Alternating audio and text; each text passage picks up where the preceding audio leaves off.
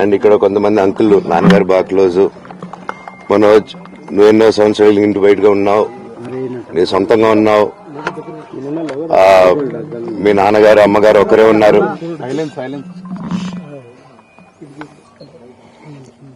మీ నాన్నగారు అమ్మగారు ఒకరే ఉన్నారు. మీ అన్నయ్య ఏమో దుబాయ్కి షిఫ్ట్ అయిపోయాడు ఫ్యామిలీతో. మీ వైఫ్ ప్రెగ్నెంట్ గా ఉంది. తనకి తల్లిదండ్రులు లేరు. తనకి ఇప్పుడు మీ అమ్మ అవసరం ఉంది, పెద్దోళ్ళ అవసరం ఉంది. నువ్వు అక్కడ ఎలా చూసుకుంటావు అంటే, నాకు ఆ రోజు మా భార్య కూడా ఒకసారి వాళ్ళు అన్ని చెప్తున్నారు కదా, ఎందుకంటే ఒకసారి వినండి అంటే, సరేమ్మా నీకోసం వస్తాను అని చెప్పి మళ్ళీ తిరిగి రావడం జరిగింది. అండ్ ఇది ఈరోజు నా గురించి ఆరోపణలు వేస్తున్నారంటే అది నేనేం చెప్పలేను. ఓన్లీ మీకు ఆధారాలు మాత్రమే చూపించగలుగుతాను. ఇప్పుడు వాళ్ళు చెప్పి నేను చెప్పి ఇది కరెక్ట్ కాదండి. నేను ఎప్పటి నుంచో కూర్చొని మాట్లాడదాం అంటున్నాను. పిల్లలకి లోకల్లో ఉన్న, అక్కడ లోకల్లో ఉండేది ఎవరో కాదండి, మా బంధువులే అండి అందరూ. ఆ చుట్టుపక్కల గ్రామాలందరూ మా నానమ్మ ఊరు, అమ్మమ్మ ఊరు అందరూ మా వాళ్ళండి. వాళ్ళ పిల్లలు, మనవాళ్ళు, వాళ్ళ బంధువులు. సో వాళ్ళకి అన్యాయం, వాళ్ళు అర్జీలు పెట్టుకున్నారు, వాళ్ళ లెటర్లు పంపించారు, వాళ్ళన్నీ చేశారు. నేను వాళ్ళకి సపోర్ట్ గా మద్దతుగా నిలబడి ఏమైంది నేను అడిగేసరికి వినయ్ అతనికి ఫోన్ చేశాను, మెసేజ్లు పెట్టాను.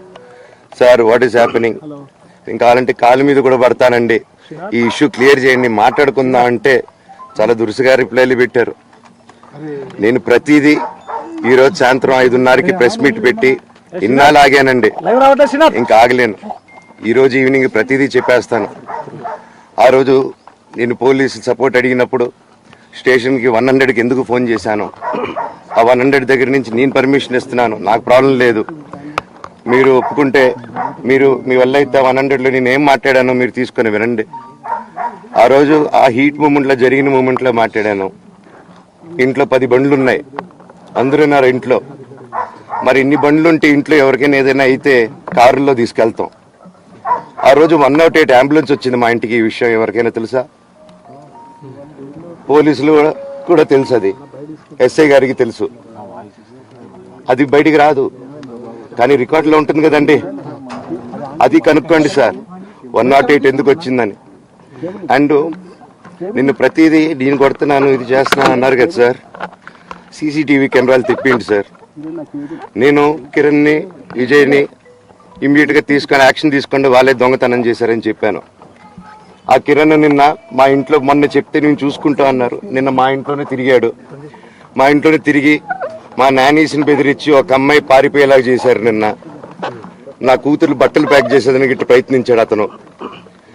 అప్పుడు నేను కంగారుగా అప్పుడు డీజీ ఆఫీసులకి వెళ్ళి, భయం వేస్తుందండి పిల్లల జోలికి వెళ్తే, ఎవరికి ఇది. నేను అందుకే, నాకు మా నాన్న దేవుడండి. ఈ రోజైతే ఏదైతే చూస్తున్నారో మా నాన్నని, ఇది మా నాన్న కాదండి. నేను అబద్ధాలు ఆడేవాడిని కాదు.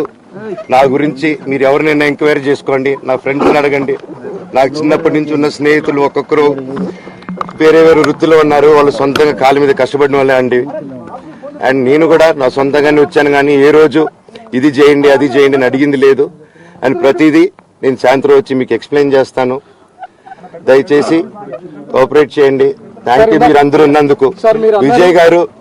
విజయ్ అనే వ్యక్తి నిన్న అంత చెప్పిన తర్వాత కూడా మా ఇంట్లోనే నన్ను కొట్టేటప్పుడు అతని కారు నింది వెనకాల నుంచి అలాగే వెళ్ళిపోయారు అందరు ఉండంగానే. మీరు అతని కారు నంబరు, అతని సిగ్నల్ ని దయచేసి ట్రాక్ చేయండి. అన్ని కంప్లైంట్లు పెట్టిన తర్వాత కూడా మా ఇంట్లో ఎందుకున్నాడు ఆ దొంగ, మీరు దయచేసి ఇది ఇమీడియట్ గా చేసుకోండి. నేను సాయంత్రం లోపల ఒకసారి మీరు అన్నారు ఇందాక మా నాన్న దేవుడు అని చెప్పి, చెప్తాను సార్. మా నాన్న మీ షోల్డర్ మీద గన్ను పెట్టి కాలుస్తున్నారండి, క్లియర్ గా కాలుస్తున్నారు. ఆయన నేను పనులు చేసుకుంటూ అన్ని రకరకాలుగా ఉన్నప్పుడు ఆయన బ్రెయిన్ వాష్ చేసుకుని నా వ్యక్తిగత జీవితంలో బయట పెట్టి నన్ను, నా వ్యక్తిగత జీవితం తప్ప అది కూడా నేనేం తప్పు చేయలేదండి. నేను ప్రేమించిన అమ్మాయిని పెళ్లి చేసుకున్నాను, ఆ అమ్మాయి కోసం పోరాడాను. దాంట్లో తప్పేంటంటే నాకు అర్థం కావట్లేదు. అండ్ ఈరోజు వచ్చి 10 మందికి నిలబడినప్పుడు నేను చెడ్డోడిని అయిపోయాను. ఎక్కడ సైన్ పెట్టమంటే పెట్టాను, రమ్మంటే వచ్చాను, పొమ్మంటే పోయాను. ఎన్ని సినిమాలు చేయమంటే అన్ని సినిమాలు చేశాను. అన్న కంపెనీల్లో పనిచేశాను, సాంగులు చేశాను, వాళ్ళకి రికార్డింగ్లు చేశాను, ఫైట్ డైరెక్షన్లు చేశాను. ఎంతో గొడ్డులా కష్టపడాను, మనసు పూర్తిగా సంతోషంగా చేశాను. నాకు ₹1 అడిగింది లేదు, ఆశించలేదు. నేను దానికోసం నాకు కావాలి, నేను పనిచేసిన దానికి కూడా నేను అడగట్లేదు. ఒకటే అడుగుతున్నాను, మీకు నిజం తెలియాలి. అందుకోసమే ఏంట్రా వీడన్నీ బయట పెడుతున్నాడు అనుకోవచ్చు, కానీ ఈరోజు నాకు భార్య పిల్లలు ఉన్నారండి. ఈ రోజు నేను నిలబడకపోతే రేపు నా కొడుకు పెద్దోడైన తర్వాత, కూతురు నేను పెద్ద అయిన తర్వాత వాళ్ళకి నేను సమాధానం చెప్పుకోలేను.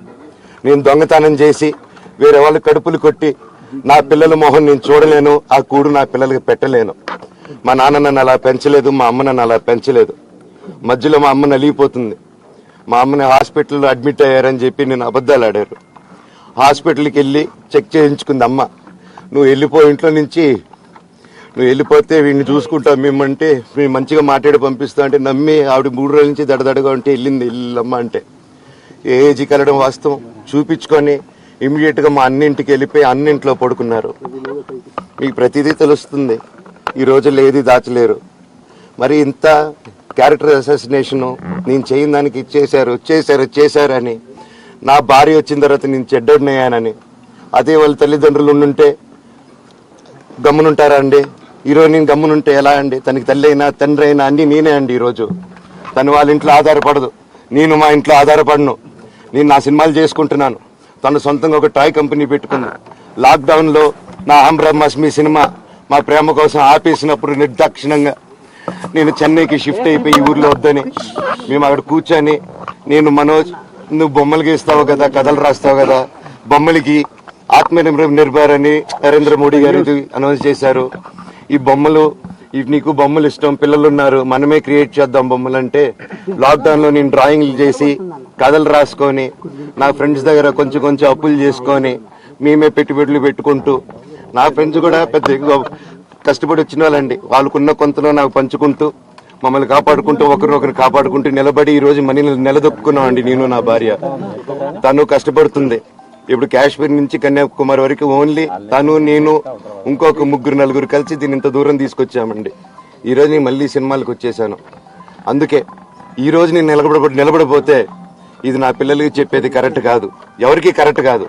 ఇన్నాళ్ళు గమ్మునున్నాను ఓకే, కానీ వాళ్ళ నాన్న ఆస్తుల కోసం కొట్లాడుతున్నాడా, మంచి కోసం నిలబడుతున్నాడా అనేది ఈ రోజు మీకు సాయంత్రం వచ్చిన ప్రూఫ్స్ అన్ని వదులుతాను. మా నాన్న మీద గన్ను పెట్టి కాల్చే వినయ్కి, మా అన్నకి సాయంత్రం ఎవరు ప్రభావితం చేస్తే అలా మారుతున్నారు సార్? మోహన్ రావు గారు ఎవరు చెప్పాను కదండి, వినయ్ అని మా అన్న విష్ణు అని.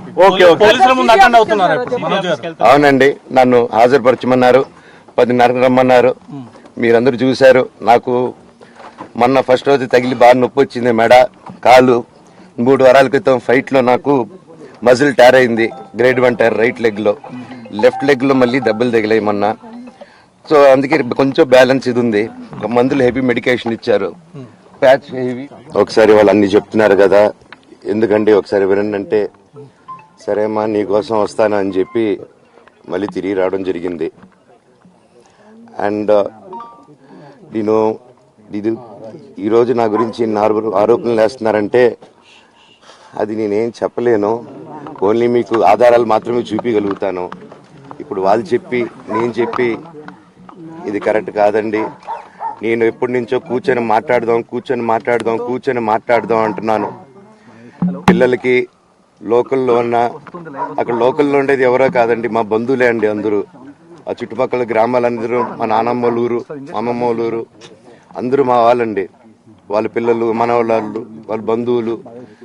సో వాళ్ళకి అన్యాయం, వాళ్ళు అర్జీలు పెట్టుకున్నారు, వాళ్ళ లెటర్లు పంపించారు, వాళ్ళన్నీ చేశారు. నేను వాళ్ళకి సపోర్ట్ గా మద్దతుగా నిలబడి ఏమైంది నేను అడిగేసరికి వినయ్ అతనికి ఫోన్ చేశాను, మెసేజ్లు పెట్టాను. సార్ వాట్ ఈస్ హ్యాపెనింగ్, నేను కావాలంటే కాలు మీద కూడా పడతానండి, ఈ ఇష్యూ క్లియర్ చేయండి, మాట్లాడుకుందాం అంటే చాలా దురుసుగా రిప్లైలు పెట్టారు.